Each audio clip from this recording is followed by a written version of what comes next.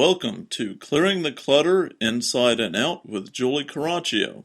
Every Tuesday at 1 p.m., Julie interviews experts on all areas of clutter: physical, mental, emotional, and spiritual. Learn easy to implement tips on how to release clutter and get organized to create the life you choose, deserve, and desire.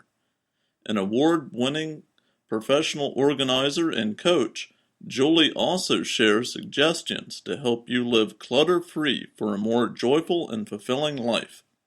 Do you let go of clutter, but then at no time it's back to the way it was? Do your books on releasing clutter and getting organized collect dust on a shelf? Do you know you need to dig deeper on releasing clutter but keep getting stuck? Our Clearing the Clutter Inside and Out, Releasing and Affirming MP3s support you in all areas of your life: physical, mental, emotional, and spiritual. Learn more at reawakenyourbrilliance.com. Today's episode is an interview I did on a Hangouts on Air show, Thinking Out Loud. If you haven't checked out Hangouts on Google, I encourage you to do so. It's always fun having the tables turned, as well as interesting to see others take on clutter and what they want to know about. Enjoy! Hey everybody, welcome to this Friday edition of Thinking Out Loud. I don't know why I call it this Friday edition, because we do it all the time on Friday. It is the way to end your week. Mm-hmm. And with me today is my co-host, Katrina Pfannkuch. Hi, Katrina. Hey there, Arizona. How are you today? I'm good. How are you? I'm doing well. I'm pretty happy it's Friday. I'm going on vacation next week, so if I seem a little spacey, just realize that I'm already sort of on vacation in my brain. But Julie has so many good tips. I'm really she's going to be like autopilot on the show. Seriously, guys. She's got a lot of good stuff. Oh, yeah, and the topic. I mean, how perfect is a topic? You know, we're talking about decluttering our lives, and I like to think of decluttering. You have to emotionally declutter. You have to, physically declutter your life. You have to just on every level. You have to think about the clutter that you're allowing to enter your life and realize which things are best to let go. So, Julie Coraccio, I may get that right. You are. It's good. It's all good. You want to say a couple of words before we get going? No, I'm excited to be here. Thank you. I sometimes think out loud and get in trouble, so luckily I'll be able to think out loud today and hopefully not get in trouble. And I'm passionate about helping people clear their clutter, because I believe when we do that, we can share our gifts with the world, and that's the world I want to live in, and we're not there yet. Yeah, I totally agree. Yeah, and I love how for you it's not necessarily just something that you do, it's something that you practice. It's not just your job, this is like a mantra for how you live. And so you know what it's like to do these kinds of things and find that more peaceful path for yourself. So why don't you tell us a little bit about how you got interested in it, because I'm really curious about that. I mean, obviously we all have tendencies, but there must have been something that drew you to this initially. Well, that's interesting. I had been working, my background is in nonprofit. I was a grant writer and director of development, and I had the worst nonprofit job ever, and I thought, I'm going to go start my business because it can't get any worse than it is now, right? And so I thought, well, what could I do that I'm good at but that I would enjoy? And so I came up with organization. And so in 2009, I started Healing Through Organization, and it has kind of morphed. I was very purposeful when I named my business that, because I saw how organization could help heal people. For instance, I had a client who they never ate at the dinner table, and she was a newlywed. So when we cleared the clutter and did that, it helped her relationship. I saw mother-daughter relationships improve. And then in 2011, I started an internet show, Reawaken Your Brilliance, and it's very interesting. I was kind of setting the next stage, because I'd have organizers on there, and I thought, you know what, clutter has more of an impact. When we remove clutter, it's more about the clutter than the organizing. And, people will talk a lot about physical clutter and mental clutter, but I have added, and I'm sure that I'm not saying I'm the only one, but I'm also very passionate about adding the emotional and spiritual clutter because of the journey I've been on, because whatever is going on in the inside is reflected in your outside environment. And I think too often we're unaware, and we can't change what we don't acknowledge or understand or know. And so that's what gets me jazzed to help people, support people in doing that. Oh, that's awesome. And I love how your own inspiration kind of keeps you going, because like you said, if the connection for you is also that healing part, it's really awesome to see those people transform before your eyes, like how their life changes when they can actually tune in and notice the changes that are going on in their environment, because they are multi-layered. You know, it does have an impact on your mind, your body, and your spirit when you make those kinds of transitions. Absolutely. And, yeah.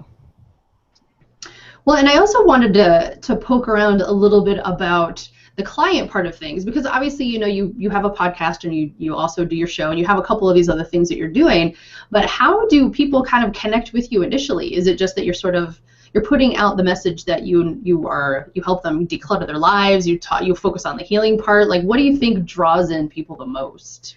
I would say, well, I think it's a combination of things. You know, YouTube, the podcast, my website. I talk about decluttering your life. If you go at the top, it says declutter your life. And so it's very holistic. And ever since I started my business, I've been that way. I would think that the common thread is that people are tired and unhappy. They know clutter is preventing them from living the life that they'd like to, and so they say something has to change. And because I include everything, the inner and the outer, I think they see the connection. It doesn't matter what level, but when they hear that, they're like, yeah, that makes sense. I don't know if I completely understand it, but they understand that and know I need support in moving through this. Well, and I think for a lot of people that are in their business too, there's, you know, your home clutter and your life clutter, but if you work in your home and your office is in your home, that's a whole other layer of clutter that may be happening. And I mean, for me, we just moved into our house last year. I had to make sure, like, look, this time my office is downstairs, I sleep upstairs. I don't want all of that stuff on the same level. Like, for me, that energy was kind of mushing together and I couldn't really relax. So I was just always aware of if I was in the office, it felt like work. And so I'm sure that happens for a lot of other folks too. It's just knowing how to wisely use the space that you have and what do you want to actually use it for. Absolutely, and something that I encourage people to do is to create a sacred space in their home. Maybe your home's big enough that you have a meditation room, but maybe you only have a chair or a corner where you're able to do that, but where you can meditate, breathe, relax, close your eyes, think about gratitude. I encourage people, have that area in your home, because if you have that, you know, 80% of us are visual learners, so you have that visual cue, but then it makes it a lot harder to walk by that chair or that room and not do anything about it. I know, right? I think that's one of the best parts that I have noticed about moving, is that it really does create that space of sanctuary in my bedroom and other areas upstairs in the house, so that it does feel very separate, and then I know that I can relax when I'm up there. And it is really nice also that my office is in the basement, so when it's really hot, I'm very cool. It's very strategic. I'm jealous thinking. of that. I'm very jealous of that. I have the same thing going on because my office is downstairs also, and upstairs I tend to think of it more mental clutter, you know. Gary may be watching TV or, you know, whatever. Down here is kind of my meditation space and my office space. Yeah, it makes a big difference. And, you know, you're working with so many different kinds of clients, right, on a range of things. What would you say are some of the more common challenges, or are there things that are just obvious and we don't know that everyone's struggling with it? We shouldn't feel bad about ourselves because everyone's struggling with it. Oh, you know what? I think we most are. Now, physical clutter, I don't have a lot of. That's not to say I don't, but because I'm so aware of that. And when I especially do an on-site job, that just reminds me I don't want to get more physical clutter, but spiritual clutter is where I will be working on until I fall over and die, because it's just, I always want to be the best woman I can be, but that's, you know, where my biggest challenges are. I would say for physical clutter, a lot of times there are some questions that you can ask yourself. Do you love it? I mean, truly love it. Do you use it? Do you need it? Could someone else get better use out of it? You know, probably all three of us and any women listening have bought a $100 blouse or jeans and never wore it Well, someone who just got out of an abusive relationship or is trying to get back in the workforce, that is going to mean they're going to get better use out of it than it hanging in your closet collecting dust. So that's Right. another way to motivate people to release. Is it who you are or who you want to be? Does it allow you to be in the present moment? Is there an online source for it? How much is it costing you? You think of your home as real estate. Is it costing you to have it there, or are you making money? I mean, I want to share a statistic because I'm kind of nerdy. The average home, and again, you know, there are different statistics out there, but the average home in America has over $7,000 of credit card debt over $10,000 in credit card debt while carrying or having about $7,000 of stuff in the home that's not being used. There's your credit card debt almost eliminated. That's crazy. I know that we're one of the few countries that actually have, if not the only country, who actually has, you know, people buy all this stuff and then they rent a storage building to store all the stuff that they bought. I know. We spend, here, I just did a statistic on this yesterday, America, $22 billion in the storage industry. And we went out, my uncle and his partner in town visiting, and we went out to dinner, and our waitress was from Vietnam, and we ended up having this interesting conversation with her. And she said, oh, my parents are now in the Netherlands. And she said, what are we doing in this country? We work all the time to buy stuff that we don't need, to go to Black Friday, to beat someone up, to bring something home we're going to put and stuff in our closet. And I thought, you know what? She summed it up pretty nicely. Right. Right. Really. And shopping wisely. It's like, use that same mentality when you're going shopping. Will I use this? Do I love this? Like, those same questions are extremely relevant when you're actually purchasing something too, not just getting rid of it. Well, another thing that's helped me when I'm out, because, I mean, you know, women buy outfits all the time, just like you mentioned. But if I buy an outfit in the store, I think, what outfit am I going to get rid of in my closet? Or what shirt am I going to get rid of? Because if I bring a shirt home, something's got to go. Yeah, I like that idea. And plus, like, it helps you sort of manage the clutter as you go. Absolutely. If you bring something in, get something out. And, you know, the other thing, you touch on a great point. I like to talk about your clutter kryptonite. And so you know how Superman, kryptonite, and I fall over. Yeah. Learn what your clutter kryptonite is. I'm just talking for physical clutter for the moment. Now, for me, it's beauty samples. I can lose 10 pounds. Give me a sample. Get rid of the wrinkles. But if I'm not aware and paying attention, I have a drawer full of beauty products that are probably going to go bad. So I know, okay, that's my kryptonite. And I have a plan. I'm going to not go by the beauty counter. I'm going to bring my husband with me. All these different things I can do. And it's the same with leopard print. I love leopard print. You know, I could probably own 5 million things in leopard print, but I'm like, okay, no. You have a pair of shoes. You don't need another pair of leopard print shoes. But because I'm aware of it, then I have a plan in place, and it makes it easier to not have the stuff come in. Yes. Well, and I actually have a very interesting question for you. It just popped into my head. Men and women versus each other in clutter. How do you think that usually plays out? That's a very interesting question because 95% of my clients are women. You know, women are mainly, majority are running the home, taking care of the home, not everyone. So I think that women tend to get more physical clutter, I would say, than men. That's just but you know, and I would also say there's certain areas, like my husband is one of these guys that can do everything. He knows how to lay tile, he knows how to paint, he knows how to redo floors. It's nuts. So he has a lot of tools. Right. But he uses them and takes care of them, and so they aren't clutter. But there are areas that men would tend to be more challenged in and get more clutter. That's how I'd say it. If that's were to give a general statement. Yeah, I would agree with that. You know, my partner Chuck he's a software engineer, but he's also always messed around with computer hardware stuff. So whenever there's an older computer that he's not using, he doesn't throw it away. He's like, I might need parts for that. Right. But yeah, how he chooses to store it wouldn't really be my choice.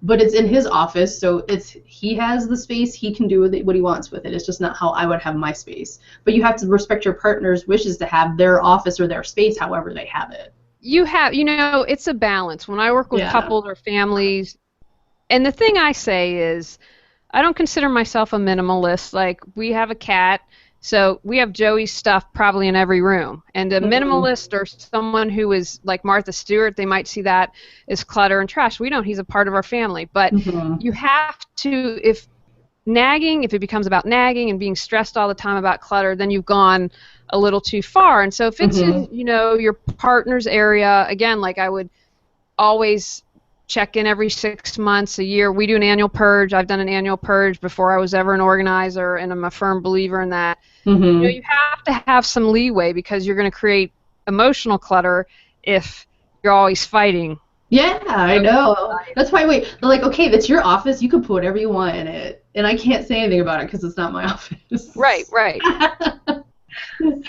Well, I wanted to interrupt.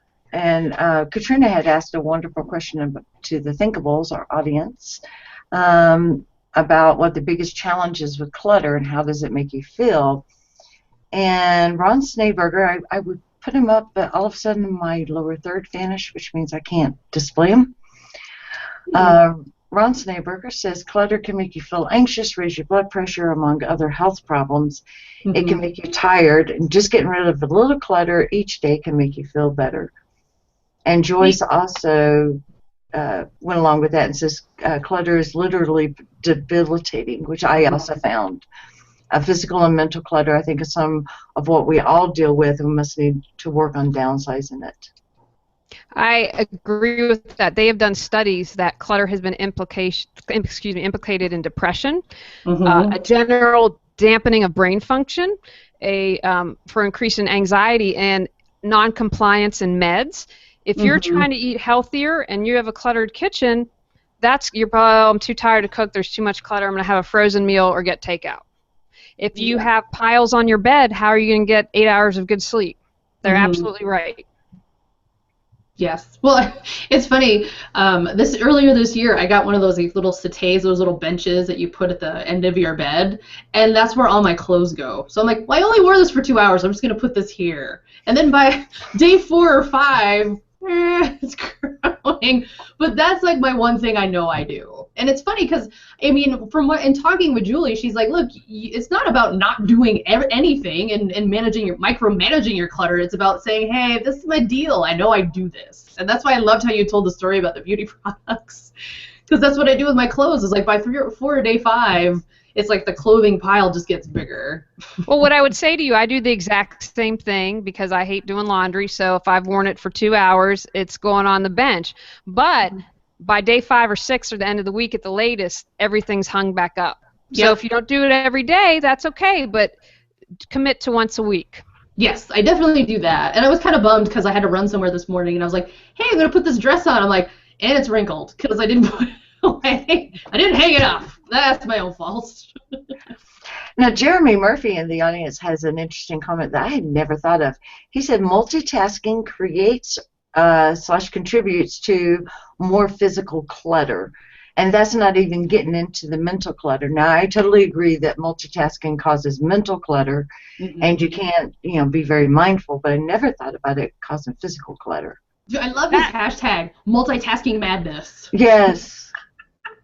That's an interesting perspective. To be honest, I've never thought about that, and I would love for him to clarify a little bit, because I'm thinking, well, first of all, they've done studies, we don't multitask well, but I'm looking around, I'm sitting here in my office, and I don't know if I'd agree with that. How I operate is I have a notebook with a big list, I have pens and pencils and a drawer. I don't know, so much stuff is done with computer. I don't know, I would love to hear him explain how, and what he's seen or what has happened to him, how it's become physical clutter. All right, Jeremy, you got a shout out. It's time to put it in the stream. But you know what? I think that is what I love about that is that's an awareness for him. If that's how it's affecting him physically, he is aware of it. So then the next step can happen that you can clear it. Well, and that's one of the things that I really loved when we discussed the show last week, was that you allow other people to define clutter. You're not defining it yourself. Because y'all are fine with having your clothes laying around. Personally, that would drive me absolutely bonkers. Because I'm OCD, according to my kids. So. But it's individualized, and that's a Yeah. mistake people read. They'll read a magazine or read a book and say, "This is how I have to do it." No, you don't. You have to fit your personality, your lifestyle. Like I talked about Joey having stuff in every room. Well, that fits us in our lifestyle. That someone else, like you might be like, "Oh my God, cat toys everywhere! I couldn't handle it." It's up to the person. It really is. Well, and I think that people also read that material and then they start judging themselves and they feel bad about where they're at and they can't really understand or figure out how to take that next step towards, okay, well, I know I'm not happy with what I'm doing, but I don't know how to change it, and I kind of feel bad about that. I can imagine that happens quite a bit. Oh, I agree with you, and I just was talking with someone about asking for support because I think we are raised to believe we can do everything on our own. We're the rugged individual, and it's bad to ask for support, and I completely disagree with that. We were laughing. I was having computer issues. I'm not a computer person. That doesn't make me stupid, but I asked for support. So if that's not your area of strength, it's not a weakness to say, hey, you know what, I need some support. And not to judge yourself that, like you said, when you're reading in this book, if I'm going to be clean and not have clutter, then it has to look like this because, yeah, that puts a lot of extra pressure. I see, and she's probably going to come after me someday, but I use Martha Stewart as an example. That is, but I see a lot of people who strive to be like that, and it's not realistic. You don't know that she maybe I think I read somewhere she sleeps 4 hours a night, but she has a staff. That is her life. Most of us have families, have jobs, we're running businesses. I'm trying to cook healthier. That takes time. So it's not realistic. It's kind of like reality TV. It's it's not how the real world works. Right. Well, I mean, and do you think a lot of people sort of do you talk with people about a clutter-free plan? Because I think, like you said, every room is different. Like for me, yeah, I walk into the kitchen and it's super cluttery, then I'm just like, this is I want to just go eat out because I don't want to be in here right now. So when you said that, I could totally relate with that. But, maybe for a different room in the house, I have a completely different level of okay with the clutter. Yeah, when I had put together my course, and that's one of the things I do, and one of your exercises is to go room by room and evaluate it, because you're going to have a different level for everything. Most definitely, yeah. This is deep stuff, people. See, it's right in front of you, and you don't really realize how much it's affecting you. I mean, seriously. Does. Well, I mean, I want everyone to just, if they are able to, not if you're driving, close your eyes for a moment and think about being in a room, whether it's in your home, in your office, or a colleague. Think books piled high, papers everywhere. You can feel that. And then think about being in a room where there's no clutter. I'm not saying there's nothing, but everything's stacked neatly. It's in its home. It's in its place. You can literally feel the difference in the energy of rooms. And I'm betting you're going to want to be in the clutter-free room, especially if you're being creative or working or doing something. It makes a huge difference. Yeah. Well, and even with pets, I think pets are a good example of that too. I mean, they can add clutter to your house, and that's okay too. For us, the house we moved into, the bathrooms are a little smaller. And I was like, okay, first things first, we moved into this house. The first thing we did was put a cat door into the garage. So the litter boxes were outside in the garage, and it was life-changing. We just couldn't do that on the other house because we were renting, even though we wanted to. And it's just been so nice because it's just clutter that's out of the way. Yeah, you got to go remember scoop the box, but still, it's a different place, and it feels so much better. It does. I mean, that's one little change that you made, and see how it had a huge impact. Yes. And yeah, I don't need my kitties to be in there hanging out with me while I'm using the bathroom. Right. Exactly. Jeremy Murphy got back on the multitasking.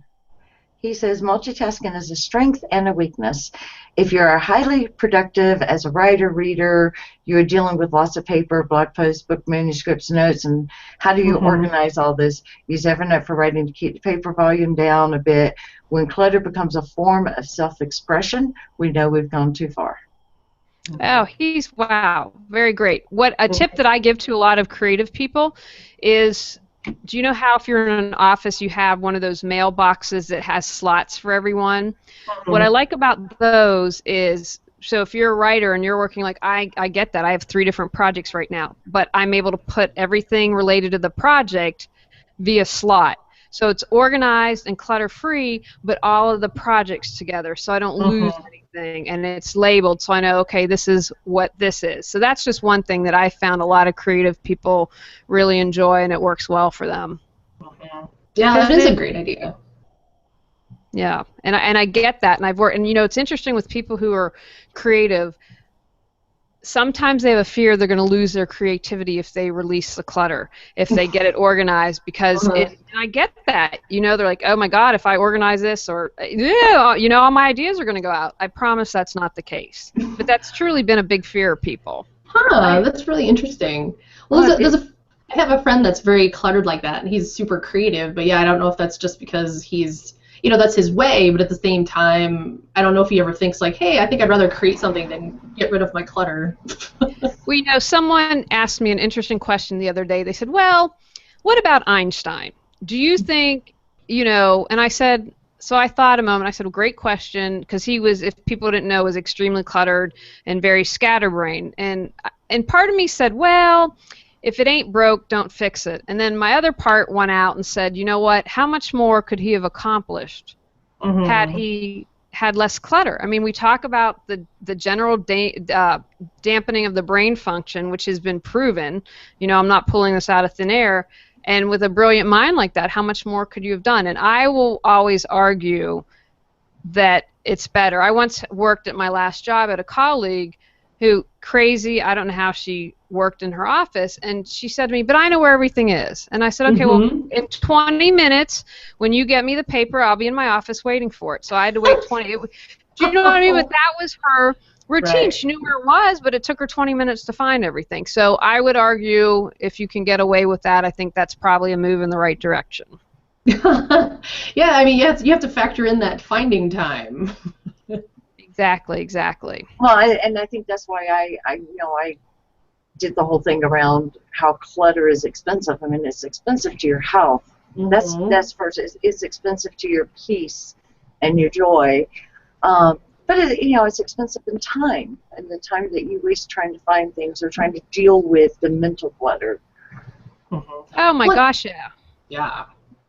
Well, isn't it a large part of just shifting your perception of what value is coming from that whole entire collection of things that you own? That's really the best way that I can put it. I mean, I don't really watch the Hoarder Show, and I know that's not what the show's about, but those people are very emotionally attached for whatever reason to that stuff. So I think a lot of what people are dealing with when they're looking at clutter is what is the emotional cost if I do let it go? Like, am I going to lose a part of myself? Like, it's just weird how that emotional investment gets caught up in stuff. It's a fear. Now, first of all, I want to say about hoarding, there is a psychological trauma that has happened. I'll give you an example. This woman wasn't a hoarder, but when she was a child, the parents came in and gave all her stuff away, and including stuffed animals. So she was in her 40s and had a bunch of stuffed animals because of that trauma that happened as a child. And again, not hoarding, but you could see how an experience like that in childhood could shape her in adulthood. The other thing is, if everything has value, then nothing does. And I really want to emphasize that. If everything has value, then nothing does. Because I think a mistake people can make is they do that. Well, it's valuable. I can't let it go.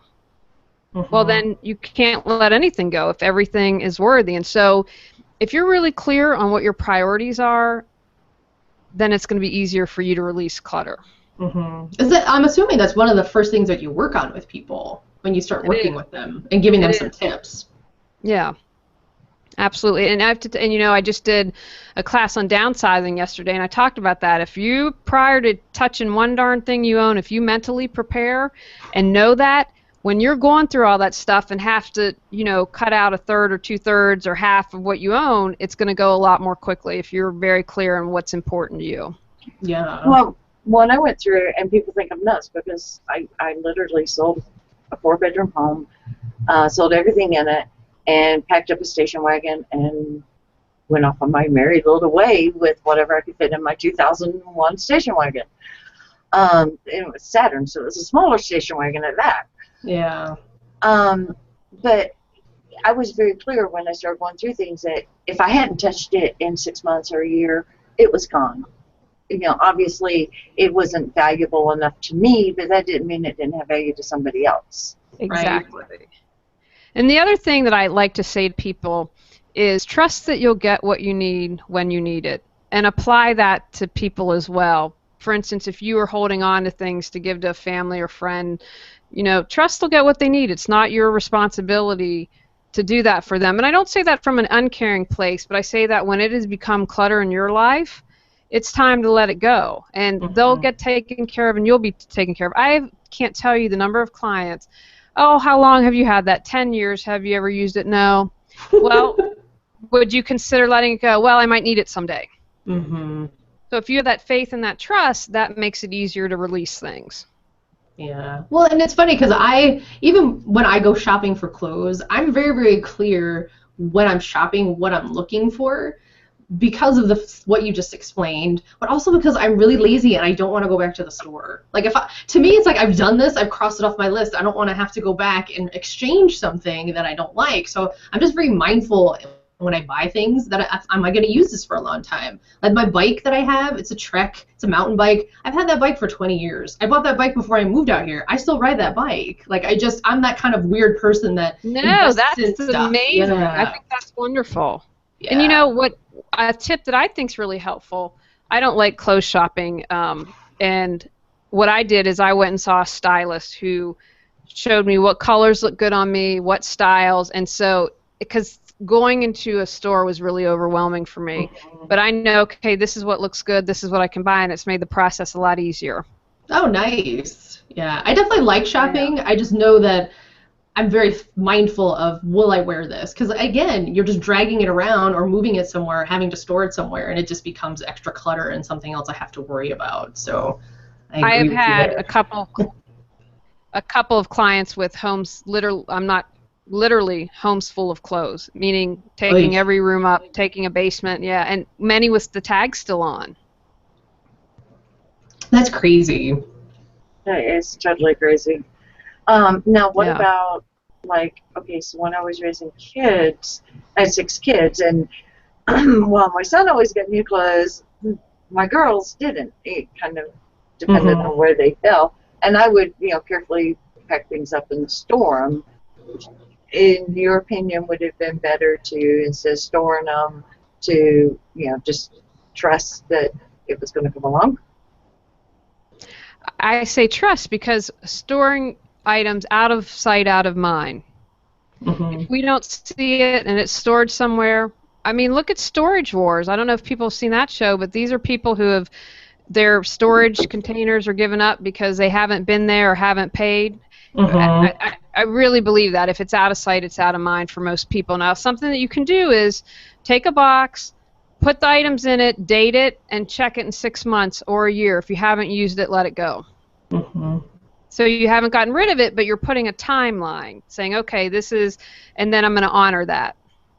I would think that it's really hard for people that have kids because they like to hold on to those nostalgic things. They always wonder, like, well, am I going to have another baby? And then what if I give it away? Then I won't have this and I'll have to buy it again. So I see that a lot with families. Yeah, and you know what? I can completely respect that, but is it stored? Is it clutter-free? If you have a whole room full of clothes, I'm going to argue that the kids don't need that many clothes. And then, again, I work with people where they are, but I'm going to say, you maybe got hand-me-downs from your sister. Trust me, you'll get the hand-me-downs again when you give them to someone else. Yeah, absolutely. Well, and then for different rooms in the house, like, do you kind of have the same philosophy of approaching every room the same? So once someone has their priorities set and once someone has an idea of what they're looking for, is it essentially the same sort of formula that you kind of teach them to use in every room, or is that still kind of change a little bit too? I would say there's a general way that I do things and suggest people that do things how they would do it and go about it, but it's going to be the same pattern, I guess, for lack of a better word, for each room. But again, it depends. What are your priorities? What are your lifestyle? What's important to you, because that all plays into it. Yes, that absolutely does. And the lifestyle piece especially, because like you said, there may be something that maybe you did like to do, you ski 10 years ago or 5 years ago. If you're not skiing, that's just taking up some space. Right, let it go. And then you need to ask yourself, I'm fine taking a half an hour. I had to clean a half an hour before my relatives came. I'm down with that. Someone else might be like, you know what, I need to be ready for if anyone drops in company, I don't have to do a thing. Well, then then we're going to have approach it differently and do things a little differently if that's the case. Oh, I see what you're saying in terms of the priority. I gotcha. Yeah. For clients. And that is a good point. I don't like surprise people in my home. I like to know they're coming. It partly is because of the clutter, but it's just as an energetically sensitive person, I don't like people just showing up at my house because I need to get grounded and sort of balance that a little bit. So I'm pretty sure everyone has their own priorities. I'm sure there's other people, other clients you work with that are similar to that too. Oh, absolutely. And I'm the same way. I'm very particular about who I have in my home. Mm-hmm. And that, yeah, so I completely understand that. But, there's a way that you can work with that. And that's why I mentioned earlier, have a place of sanctuary for you. I think that is so important no matter what your beliefs is, your religion, spiritual, whatever it is. I think that everyone benefits from that. Yeah. Well, I mean, in terms of just watching some of the clients go through transformation, like how have you seen them become more peaceful? Because that's really ultimately, we're all trying to get to our own definition of what peacefulness is, our own sense of mindfulness so that we can operate every day and feel relaxed in ourselves. And, it's always interesting to hear some stories. So do you have any cool stories of transition for people? I'll try to think of something. I'm just going to say what pops in my head. So I once had a client that she had a stack of papers up to here. And I said, okay, what are these? Okay, those are articles and stuff I'm going to send to people. Okay, how long have you had it? 2 to 3 years. Okay, so then we begin digging deeper. And she said, and she was able to articulate, because here's what I believe. Everyone has the answers within them. I see my job is to support you and to bring them out. You have your own wisdom. I'm just kind of there to help light the way. And she said, so we continued to talk, and she said, she started to cry, and she said, I'm afraid that if I don't send them and keep in touch, they won't love me anymore. And as soon as she said that, she was able to really, that's false. That's not true, and let everything go. And I had that's a big step. And then I had another client who had what's the word I want to use, a stressed relationship with her mother. And every time her mother would come into the house, she'd complain about how she couldn't keep house and everything was cluttered and would nag, nag, nag. And when we got all the clutter and got it organized, their relationship improved and became a better relationship and became more peaceful. And it wasn't like this every time her mom was going to walk through the door. Right.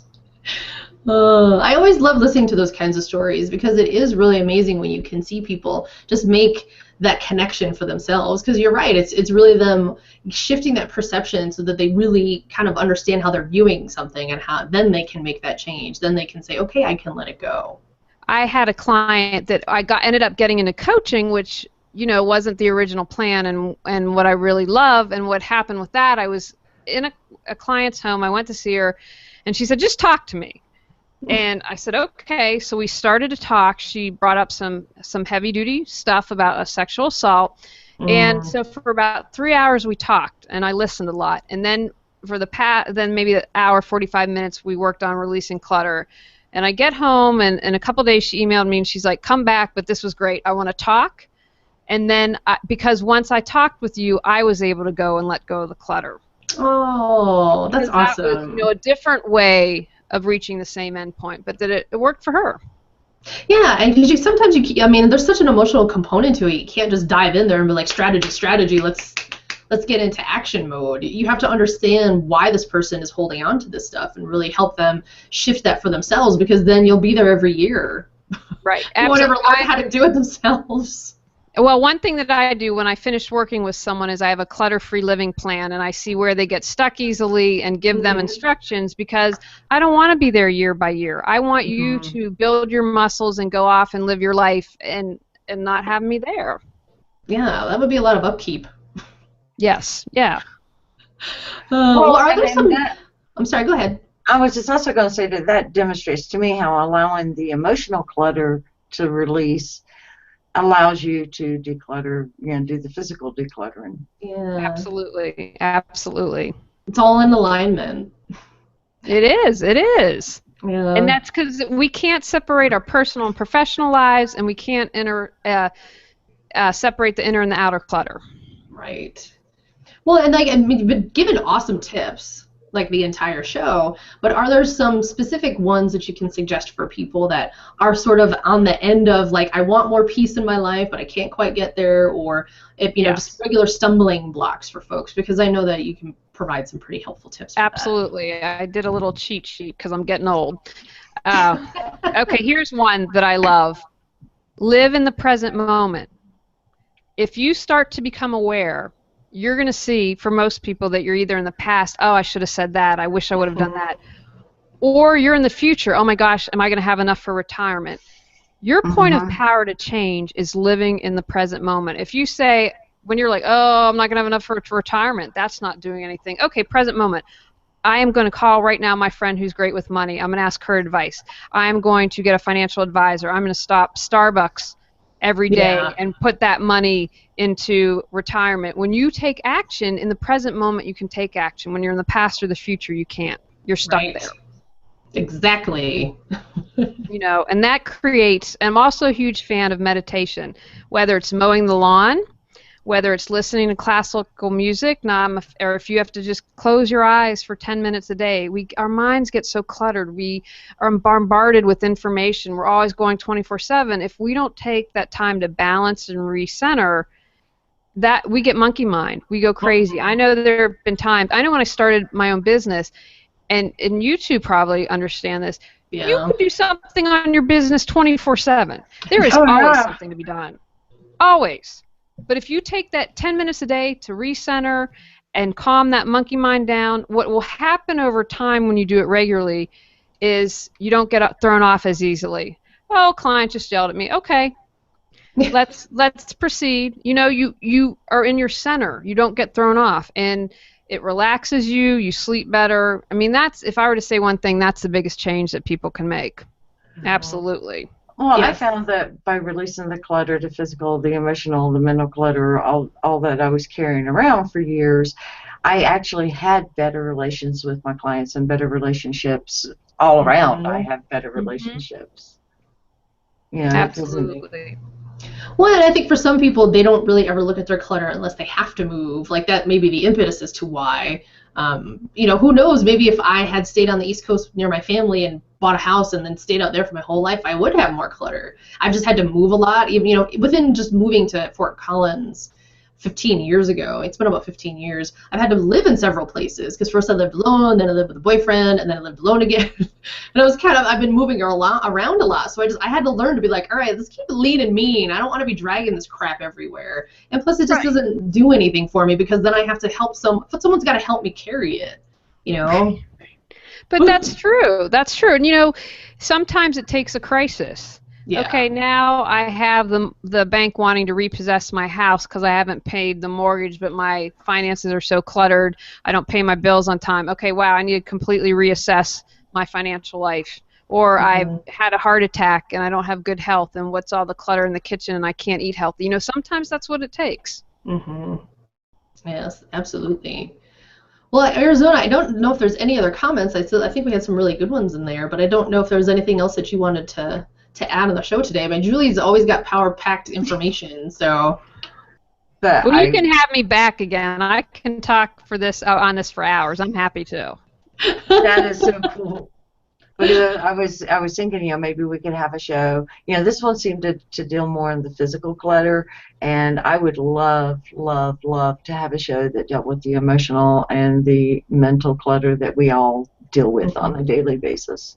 Yeah, well, why don't we talk about that the last few minutes at least? I know that Julie's definitely probably got some great tips for that, because when, like, the finances, you don't think about that when someone goes through a health crisis and they have to reevaluate their financial situation. That's a lot to do, especially when you're not feeling well. Right, absolutely. And so, and there's so much going on there. And like that example, you're going to have the emotional and the mental clutter as well. I can give a quick emotional and spiritual tip if you want to close it off. I would say for emotional clutter, this is funny because this is what I'd written, and then we talked about it in the green room earlier. How do you treat yourself? Do you love yourself? Are you kind to yourself? And there are many ways, because if you aren't kind to yourself, that's going to create clutter on many levels. And I just wanted to point out some ways we are unkind. We overeat, we overspend, we drink, We fail to follow our heart or passion. And this is, or doing what others have told us what they want or think we should do. And I found out that's the number one regret of the dying. You know, how do you speak to yourself? Are you positive or are you harsh and negative? What's your self-care? Are you doing healthy living? Do you reject yourself for who you are? Do you have fun or do you take yourself too seriously? Who are you spending time with? Are you spending time with people who love and support you? Those are just a couple ways that we don't show love for and kindness to ourselves.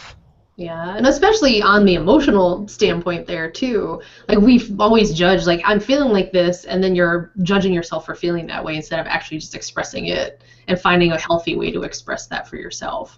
And here's a quick tip: if you can observe, because observing is awareness. If you can observe, oh, you know what? I'm feeling really jealous of Katrina right now. She just published her book.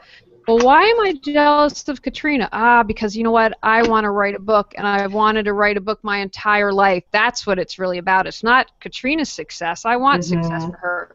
That's what it's really about. So you didn't judge it, but you observed it and became aware. Yeah, be your own mirror. That's a great example. Yes, I love that. Yeah. And I also think for the energetically sensitive people, like for me, I do have to clear my energy field. Like that clutter sticks with me if I don't. So I'm very mindful of making sure that that's a part of my routine every day. If I'm going out in public, either before or after when I come back, it's really important for me to do that piece. Yeah, that's excellent that you do that. That's huge. Yeah, I notice I don't feel very well when I don't. So after a couple hours, my body's like, hey, I think you may have forgotten something if I... Right, but see, you're aware of that, and so you do that as a regular practice, and your aura doesn't become cluttered. Yes, exactly. I had to learn that the hard way, but I'm really glad that I do, and that I'm aware enough that I can tell in the moment, like, yeah, I need to do something different. I need to make a little shift here and kind of go do my chakra balance. There you go. Excellent. No, I believe in it. You're speaking my language. I absolutely think that's important as well. Yeah. I don't know, Julie, you're always so fun to talk to. This show flew by because you, like I said, had always really, really good insight to all these different situations. And it sounds like you're really enjoying helping people in this way. I mean, it's a very meaningful work for both ends of the equation. So it really is. It really is. I feel blessed to do it. And, when you're living your passion, people feed off of that, and that allows them, maybe if they're hesitant or don't know, no, I can do this too. Yes. No, I love that. I love that.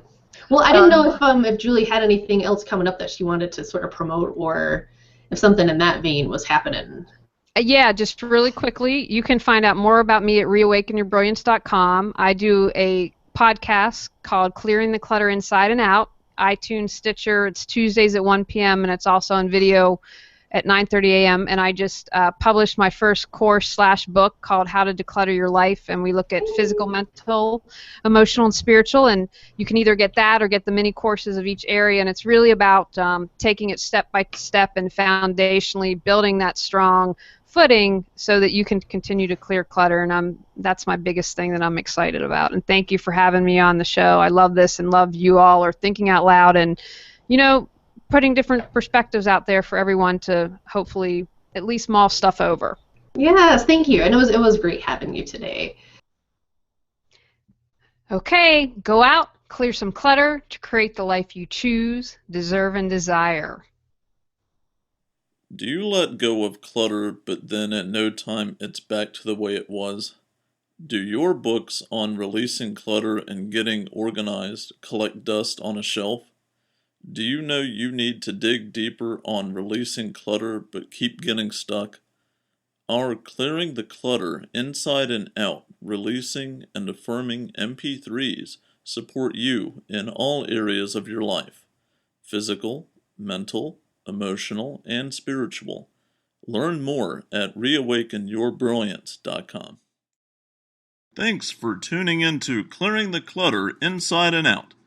Sign up for our newsletter and receive a free copy of 10 clutter-free living tips. Ready to create the life you choose, deserve, and desire? Learn about Julie's coaching, ebooks, online monthly decluttering classes, how to organize your life, office hours, and her unique clutter-free living mastermind at reawakenyourbrilliance.com. You can also watch all episodes on YouTube or download on iTunes and more. Join us next Tuesday at 1 p.m. Remember, the journey of 1,000 miles begins with one step.